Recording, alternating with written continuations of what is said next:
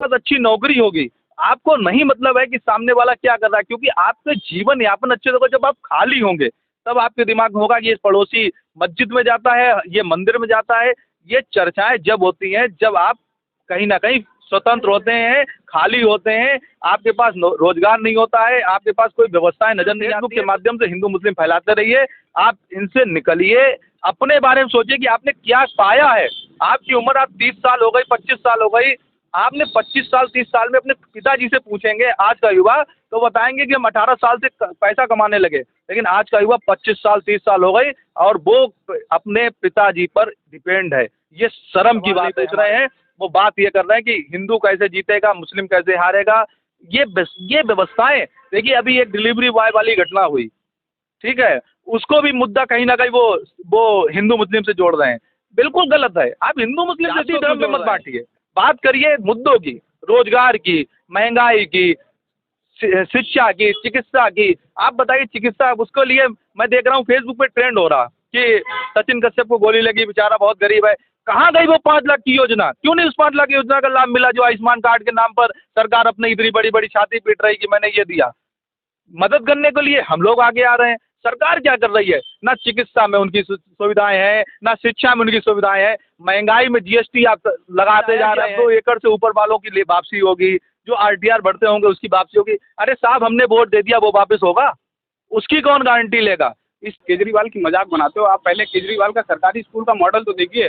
वहाँ के बड़े बड़े लोगों के बच्चे पढ़ना चाहते हैं, वहाँ एडमिशन इतनी भरमार है कि एडमिशन नहीं मिल रहा है। आप बताइए, आप पूरे उत्तर प्रदेश का एक प्राथमिक विद्यालय का एक बच्चा ऐसा बता दीजिए जिसने यूपीएससी का एग्जाम क्लियर किया हो। आप बताइए, जो जो व्यक्ति प्राथमिक विद्यालय में पढ़ाता है उसका ही बच्चा उस स्कूल में नहीं पढ़ता। बेरोजगारी, लगातार बॉयकॉट हो रही फिल्में और ऐसे तमाम मुद्दे। लेकिन हमारे साथ कुछ भारतीय युवा परिषद के युवा हैं जिनसे बात कर जानेंगे ऐसी क्या वजह है जो बेरोजगारी दिन पर दिन बढ़ती जा रही है।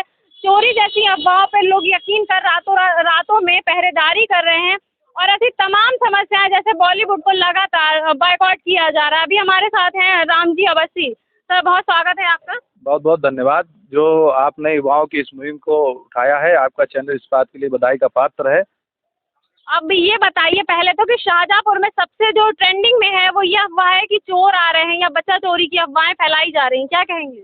देखिए, ये अफवाहें अगर हैं तो प्रशासन की जिम्मेदारी है कि वो भरोसा दिलाए कि ये अफवाह है और उस अफवाह के खिलाफ कहीं ना कहीं उसको गिरफ्तार करे, उसके खिलाफ कार्रवाई करे। लेकिन मैं भी इस बात को अफवाह मानता हूँ, चलिए अफवाह है, लेकिन कहीं ना कहीं से ये खबरें आ रही हैं कि लोग उनको देख रहे हैं, पकड़ रहे हैं, कैमरों में आ रही है। और प्रशासन पूरी तरीके से सुस्त बरता हुआ है, किसी को नहीं पकड़ पा रहा है। लोग खुद से मुहिम कर कर इसको पकड़ रहे हैं, रात में अपनी सुरक्षा व्यवस्था कर रहे हैं। बहुत लोग डरे हुए हैं, सहमे हुए हैं।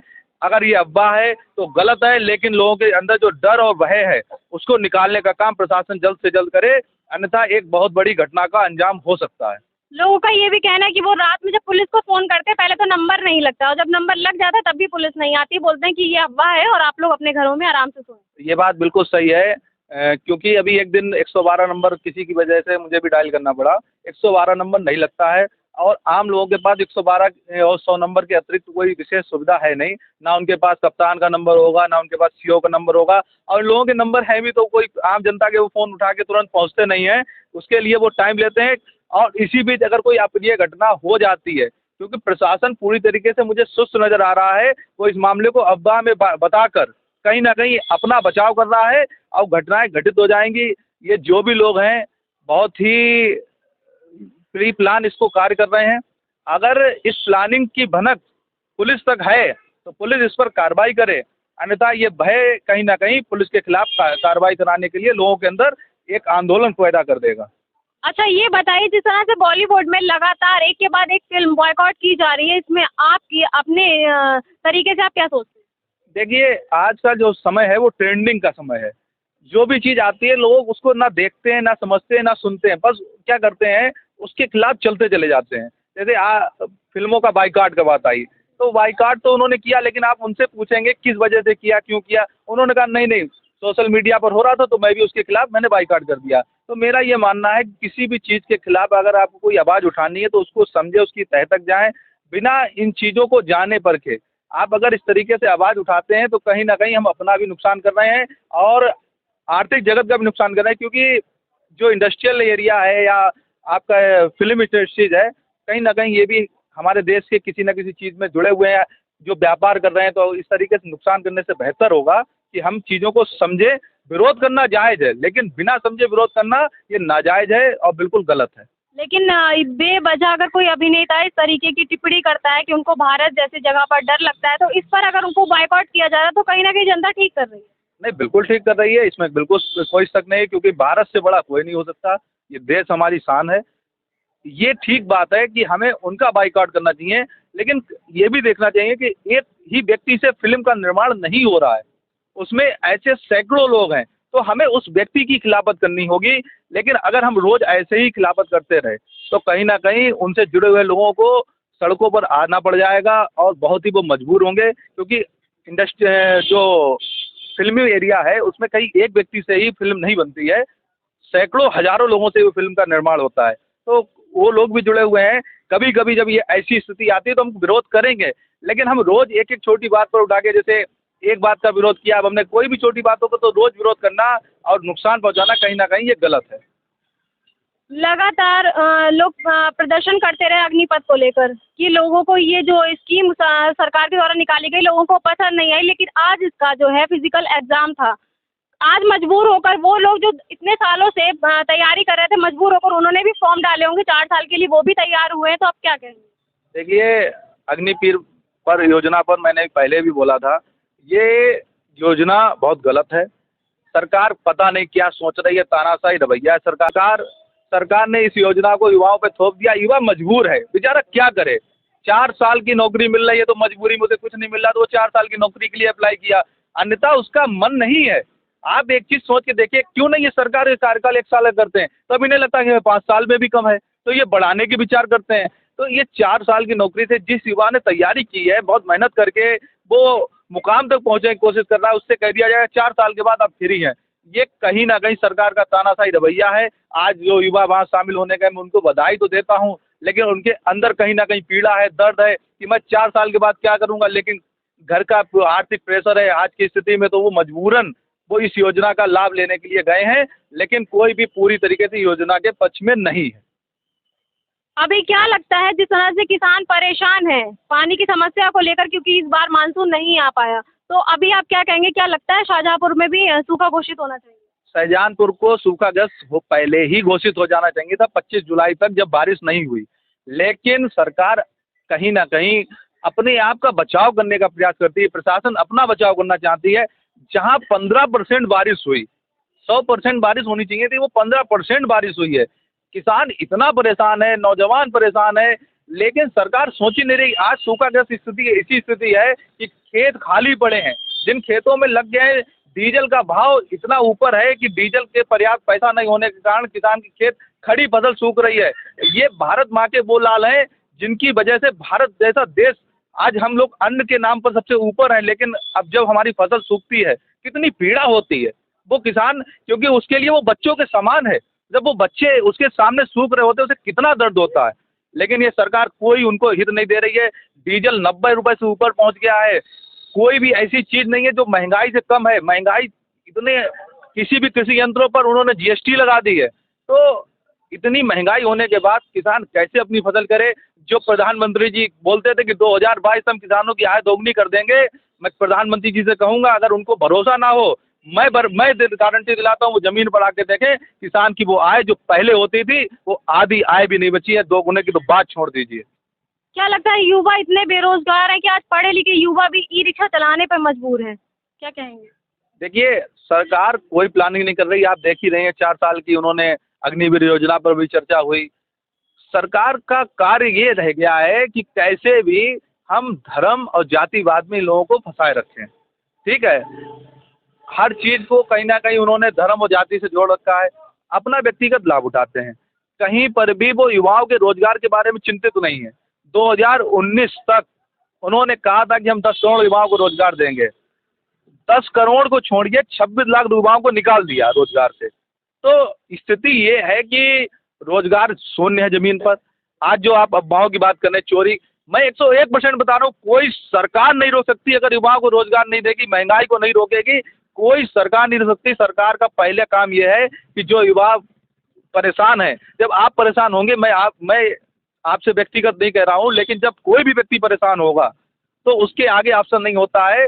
वो चोरी करता है, चकारी करता है, अगर उसे कुछ भी नहीं मिलेगा वो अपने अपने जीवन यापन के लिए कुछ ना कुछ करेगा। जब उसके सामने उसका बच्चा बिलखता होता है, उसके सामने उसकी बीवी जो है परेशान दिखती है, उसके सामने उसके माँ बाप, बूढ़े बुजुर्ग जो इलाज के अभाव में कहीं ना कहीं पीड़ित दिखाई देते हैं, तो उसे ये समझ में नहीं आता कि उसे क्या सही है क्या गलत है। जो ये अफवाहों का दौर बता रहे हैं, कहीं ना कहीं ये उसी का जीता जागता उदाहरण है। तो सरकार सबसे पहले रोजगार की व्यवस्था करे, महंगाई को कम करे, अन्यथा की स्थिति में मैं बता रहा हूँ ये अफवाहें कहीं ना कहीं वास्तविक रूप ले लेंगी और ये सरकार को ये रोकना मुश्किल पड़ जाएगा। मैं नहीं चाहता हूँ कि श्रीलंका जैसे हालात हों।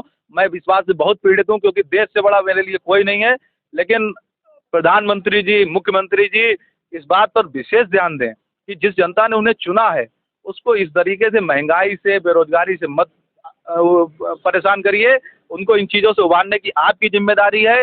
मंदिर मस्जिद हम बाद में भी देख लेंगे, लेकिन अगर हमको रोटी नहीं मिलेगी तो हमको बहुत पीड़ा होगी। अगर शिक्षा की बात हो या बेरोजगारी की बात हो, बात अगर सोशल मीडिया पर उठती है तो सिर्फ हिंदू मुस्लिम पर उठती है, ताकि सारे मुद्दे इंसान भूल कर सिर्फ हिंदू मुस्लिम मुस्लिम पे ही लग जाता है। देखिए वही बात है कि हिंदू मुस्लिम करना एक बहुत आसान काम है। मैं भाइयों एक बहुत अच्छी बात बता रहा हूँ, जो भी आपके चैनल के माध्यम से देख रहे हैं। देखिए ये जाति और धर्म का जो चलन हुआ है वो राजनीति ने किया है। जब हम क्या होता है, जिस शहर में जब होती है तो उन्होंने कहा हिंदू मुस्लिम चुनाव करा लो, जब वहाँ हिंदू होते हैं तो जनरल ओबीसी करा लो, जहाँ जनरल होते हैं तो वहाँ आपस में जातियों को बांटना, धर्म को बांटना, ये काम राजनीति का है। आप इस राजनीति में ना पड़िए। अगर आपके पास रोजगार होगा, आपके पास अच्छी नौकरी होगी, आपको नहीं मतलब है कि सामने वाला क्या कर रहा है, क्योंकि आपके जीवन यापन अच्छे होगा। जब आप खाली होंगे तब आपके दिमाग में होगा कि ये पड़ोसी मस्जिद में जाता है, ये मंदिर में जाता है। ये चर्चाएं जब होती हैं जब आप कहीं ना कहीं स्वतंत्र होते हैं, खाली होते हैं, आपके पास रोजगार नहीं होता है, आपके पास कोई व्यवस्थाएं नजर नहीं आती हैं। तो सबसे पहले कहीं ना कहीं आप काम करना शुरू करिए।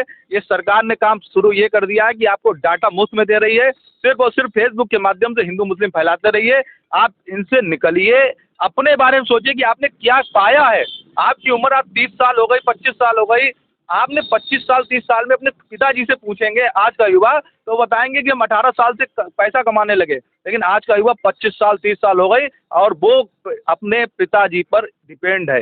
ये शर्म की बात है हमारे लिए, युवाओं के लिए शर्म की बात है, क्योंकि वो सरकार जो सवाल नहीं पूछ रहे हैं, वो बात ये कर रहे हैं कि हिंदू कैसे जीतेगा, मुस्लिम कैसे हारेगा। ये व्यवस्थाएं देखिए, अभी एक डिलीवरी बॉय वाली घटना हुई, ठीक है, उसको भी मुद्दा कहीं ना कहीं वो हिंदू मुस्लिम से जोड़ रहे हैं। बिल्कुल गलत है। आप हिंदू मुस्लिम से इसको क्यों जोड़ रहे हैं? कहीं पर भी एक अहम का मामला हो सकता है, कहीं पर भी कुछ भी हो सकता है। आप इन चीज़ों को हिंदू मुस्लिम से जोड़ना बिल्कुल गलत है। आपने छोटे तो और लोग भी भड़क जाएंगे। इससे लोग भड़क रहे हैं, इससे लोगों के अंदर डर बैठ रहा है। जो पिज्जा डिलीवरी बॉय है उनको डर बैठ रहा है कि नहीं मुस्लिम घरों में जाऊंगा ही नहीं देने, तो रोजगार पे फर्क पड़ रहा है, वो काम नहीं करेंगे। आप इसको भय को निकालने का काम है, लेकिन ये कहीं ना कहीं लोगों में भर दिया गया है और किसी ने नहीं भर दिया। ये सत्ताधारी पार्टी का काम है, क्यों नहीं इसको दूर कर रहे हैं? लेकिन नहीं, उनका इस चीज़ से ही उनकी रोटी चल रही है। लेकिन भाइयों मैं ये कहना चाहता हूँ सत्ताधारी पार्टी से, रोटी आप जरूर चलाइए, विपक्ष का काम है, विपक्ष भी गलत कर रही है तो मैं विपक्ष का भी विरोध करूंगा। जाति धर्म में मत बांटिए, बात करिए मुद्दों की, रोजगार की, महंगाई की, शिक्षा की, चिकित्सा की। आप बताइए चिकित्सा, उसके लिए मैं देख रहा हूँ फेसबुक पे ट्रेंड हो रहा कि सचिन कश्यप को गोली लगी, बेचारा बहुत गरीब है। कहाँ गई वो 5 लाख की योजना? क्यों नहीं उस 5 लाख की योजना का लाभ मिला जो आयुष्मान कार्ड के नाम पर सरकार अपनी इतनी बड़ी बड़ी छाती पीट रही कि मैंने ये दिया। मदद करने के लिए हम लोग आगे आ रहे हैं, सरकार क्या कर रही है? ना चिकित्सा में उनकी सुविधाएं हैं, ना शिक्षा में उनकी सुविधाएं हैं। महंगाई में जीएसटी आप लगाते जा रहे हैं, कोई भी चीज़ आप छूट नहीं दे रहे हैं। तो आप उस पैसे का क्या कर रहे हैं? सिर्फ आप निधियों को बढ़ाने में काम कर रहे हैं। सिर्फ निधियां बढ़ाते जाइए, इससे भ्रष्टाचार चरम सीमा पे आप बनाए, आपका पैसा ऊपर तक आए। कहीं पर जमीनी पर जो टैक्स हम लोग दे रहे हैं, ये सरकार का पैसा नहीं है, ये पैसा हमारा है, हम बहुत मेहनत से देते हैं। आज टैक्स हम बहुत ज़्यादा बड़ी स्थिति में दे रहे हैं, लेकिन वो टैक्स कहीं ना कहीं जो वापस होकर आम आदमियों तक पहुंचना था वो नहीं पहुंच रहा है। ये चुनाव से पहले सरकार जो है मुफ्त राशन की बात कर रही थी, आज वो राशन पे भी पैसे लेने लगी है।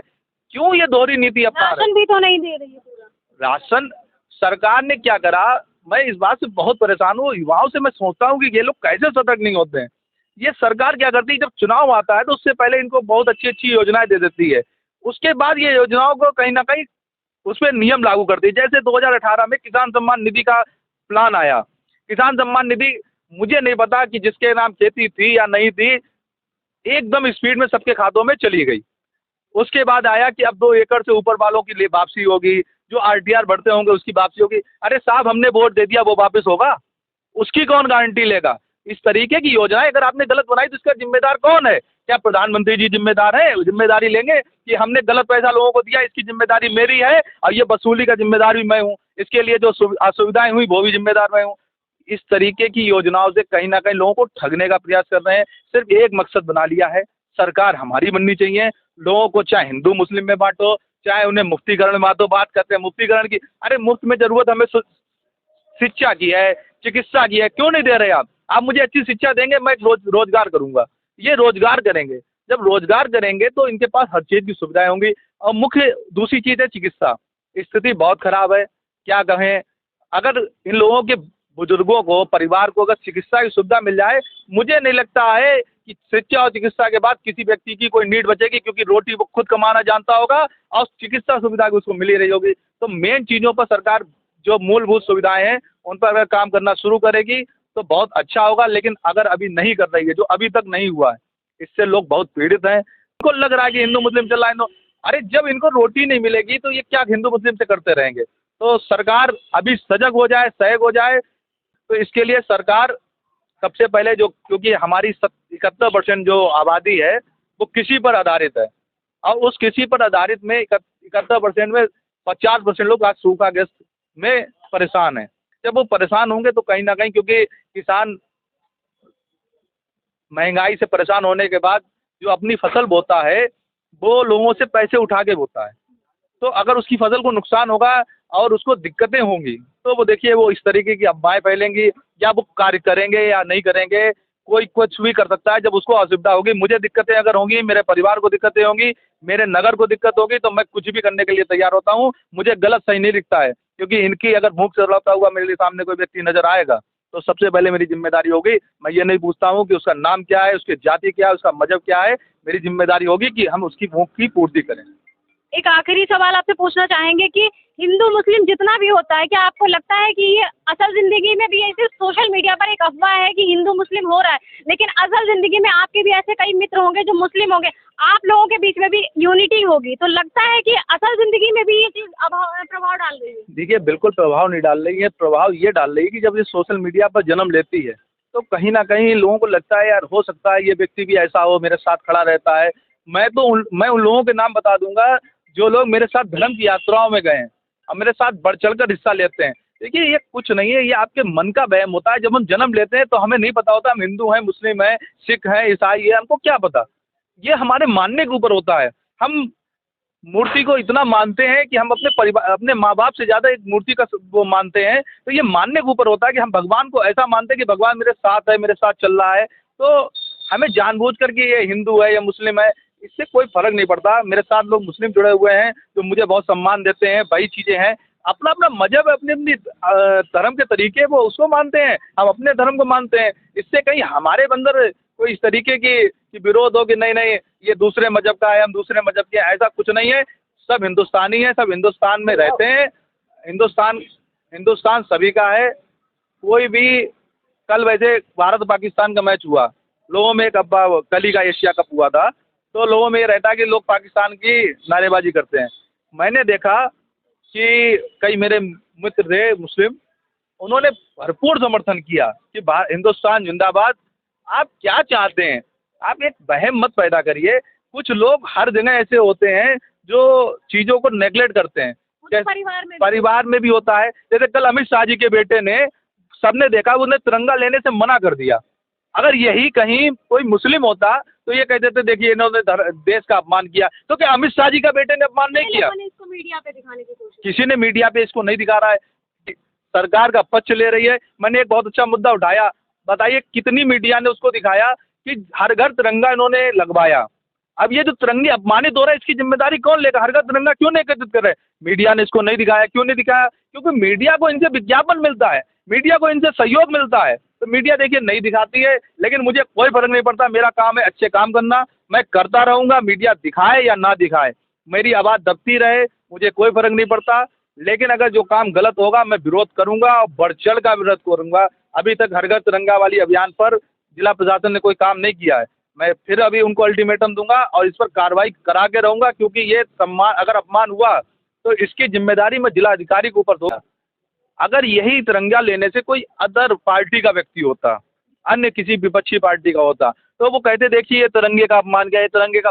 अरे साहब, तिरंगे का अपमान नहीं हुआ।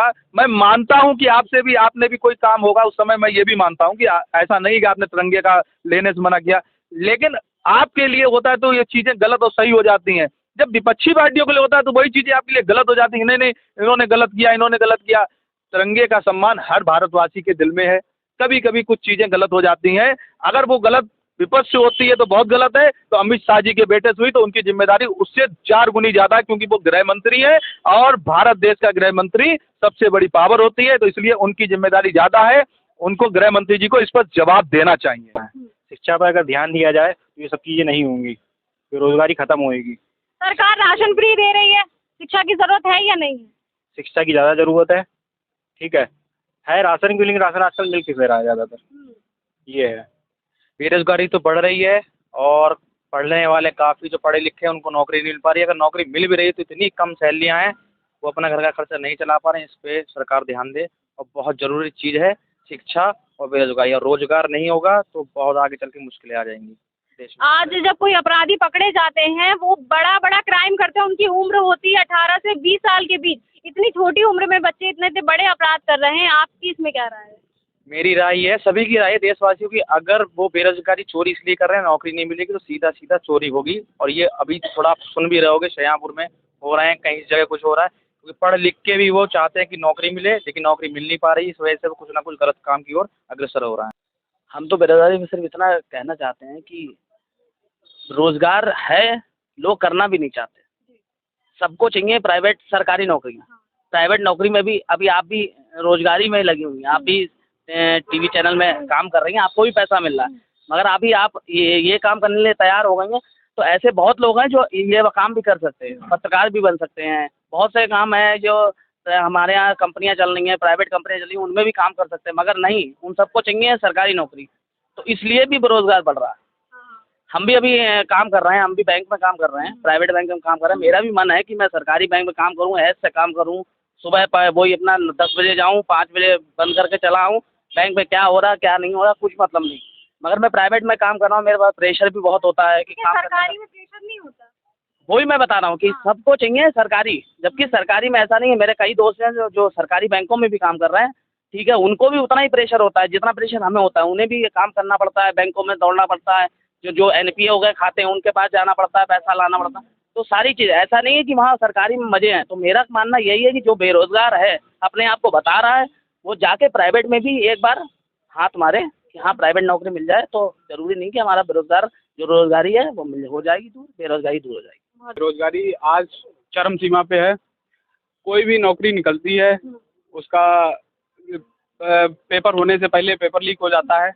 और जिन बच्चों ने अपने फार्म डाले होते हैं, जिन्होंने अपने माँ बाप से पैसा लेके फार्म डाला होता है, वो कहीं ना कहीं परेशान होता है इस चीज़ से। तो और दूसरी बात ये भी है कि अभी मतलब मैं भी छात्र हूँ, मैं आपको बता दूं कि स्कॉलरशिप बच्चों की जो आ रही थी पूर्व में, वो आना बिल्कुल बंद हो गई है। तो और कई, आप चलिए मेरे साथ, मैं आपको दिखाता हूँ, गांव में ऐसे बच्चे मिलेंगे जो पहली फीस तो अपने आप भर देते हैं, अगली ये सोचते हैं कि मेरी छात्रवृत्ति आ जाएगी तो अगले सेमेस्टर की फीस या अगले वर्ष की फीस जो है मैं उन पैसों से भर दूंगा। वो कहीं ना कहीं बिल्कुल समाप्त होती दिखाई जा रही है। भविष्य अंधकार में है बच्चों का। 4 साल वाली अग्निवीर योजना आ जाती है, कोई इस योजना का लाभ नहीं मिलता। आप बताइए, जिसकी उम्र जो 30-40 वर्ष 30 वर्ष तक काम करेगा, आप उसे 27 साल, आप उसे 4 साल की नौकरी दोगे, क्या करेगा वो? बिल्कुल, आप आर्मी में 18 महीने की ट्रेनिंग होती है, 18 महीने ट्रेनिंग करेगा, उसके थोड़े दिन बाद वो रिटायरमेंट हो जाएगा, उसको लौट कर आएगा, वो क्या करेगा आप बताइए?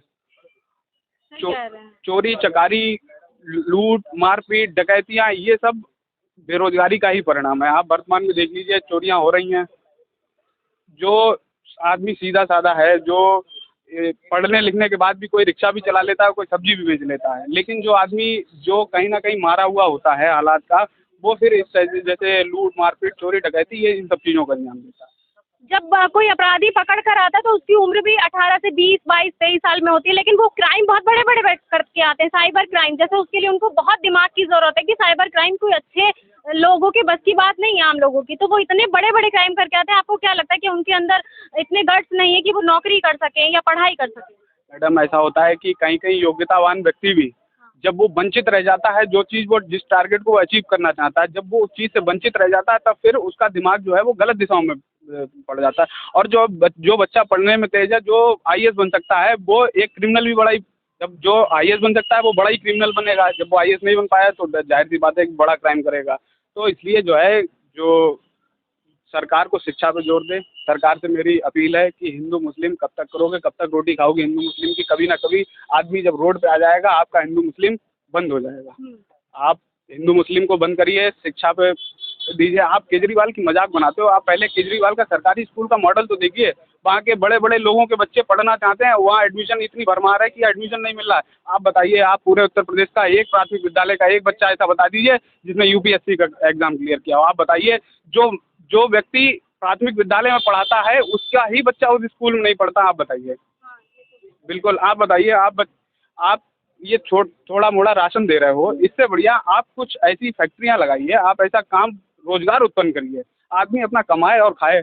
आप राशन दे देते हो, सरकार आप चुनाव से 6 महीना पहले राशन दे देते हो, उसके बाद बंद कर देते हो, फिर आदमी चोरी डकैती शुरू कर देता है। तो यही है कि लगातार मानसून नहीं आ रहा, बारिश नहीं हो रही है, तो क्या लगता है शाहजहांपुर में भी सूखा घोषित होना चाहिए? मैडम सूखा घोषित हो जाना चाहिए था। अब तक सरकार डीजल का रेट तो बढ़ा देती है कि किसान आदमी अपने फसल में पानी नहीं लगा सकता है। सरकार उर्वरक का रेट तो बढ़ा देती है, लेकिन जो उसकी आय में जो वृद्धि करनी चाहिए, सरकार कोई ऐसी योजना लाए जिससे किसान की आय में वृद्धि हो। उर्वरक का अभी आपको जल्दी बता दें, अभी 2-3 महीना पहले जो डीएपी 1200 की आती थी वो 1350 की हो गई है। बिल्कुल, तो मेरा सरकार से अपील है कि महंगाई मत करिए कि आदमी मरने लगे, आत्महत्या करने में मजबूर हो जाए। वो गायों से परेशान है, वो बढ़ते डीजल के रेट से परेशान है, वो उर्वरक के बढ़ते हुए रेट से परेशान है। इसी वजह से शायद किसान आत्महत्या कर लेते हैं। बिल्कुल मैडम, आप बताइए, जिसकी फसल खराब हो जाएगी, सूखा आप घोषित करोगे नहीं, डीजल का आप रेट बढ़ा दोगे, उर्वरक का आप रेट बढ़ा दोगे, उसके बाद अगर कहीं बारिश हो गई, उसकी फसल बर्बाद हो गई तो आदमी क्या करेगा? या तो वो लूट मार करे या फिर आत्महत्या कर ले। उसके पास कोई दूसरा ऑप्शन नहीं होता। आत्महत्या बहुत ही मजबूरी में की जाती है। कोई ना कोई आत्महत्या के पीछे भी कोई ना कोई कातिल जरूर होता है, कोई शौक से आत्महत्या नहीं। परिषद के युवा जिन्होंने अपनी अपनी बात रखी, या ये कह लीजिए कि अपने अपने थॉट्स रखे, जो उनके मन में विचार आते हैं बेरोजगारी को लेकर, शिक्षा को लेकर, कि किस तरह से सरकार फ्री राशन तो दे सकती है लेकिन फ्री शिक्षा नहीं दे सकती। यहाँ तक कि शिक्षा में कुछ दरें कम भी नहीं की जा रही। उसके साथ ही जब छोटी छोटी चीज़ें, दूध दही आटे जैसी चीज़ों पर भी जीएसटी लगा लेती है, और ऊपर से शाहजहांपुर की ऐसी स्थिति है जहाँ पर किसानों को खेतों में पानी लगाने के लिए भी डीजल इतनी रेटों पर लेकर पानी लगाना पड़ रहा है। उसके बाद भी ऐसी स्थिति बनी हो कि किसान अपनी फसलें काटकर जानवरों को खिला रहे हैं क्योंकि वो सूखती चली जा रही हैं। तो इन तमाम मुद्दों पर हमारे साथ चर्चा की भारतीय युवा परिषद के विद्यार्थियों और युवाओं ने। बड़ी समस्या है, जो बच्चे आजकल के जो युवा हैं, सबसे ज़्यादा अगर कहीं ढकेले जा रहे हैं तो वो डिप्रेशन की तरफ जा रहे हैं। और अपडेट के लिए बने रहिए हमारे साथ। रागनी श्रीवास्तव, रागनी टाइम्स, शाहजहांपुर। शेयर करें। बहुत बहुत धन्यवाद। बहुत अच्छी मुहिम चला रही है रागनी टाइम्स, रागनी श्रीवास्तव जी के द्वारा। तो आप सभी से अपील है कि ज़्यादा से ज़्यादा लोग इसको देखें, शेयर करें, सब्सक्राइब करें। बहुत बहुत धन्यवाद।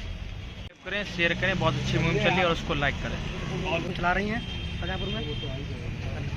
बहुत अच्छी मुहिम चलाई गई आपके द्वारा। युवाओं को, लोगों से जुड़ी लोगों की जन समस्याओं को आप अवगत कराती हैं। लाइक करें, शेयर करें, सब्सक्राइब करें रागनी टाइम्स। रागनी टाइम्स जो है सब्सक्राइब करें, शेयर करें।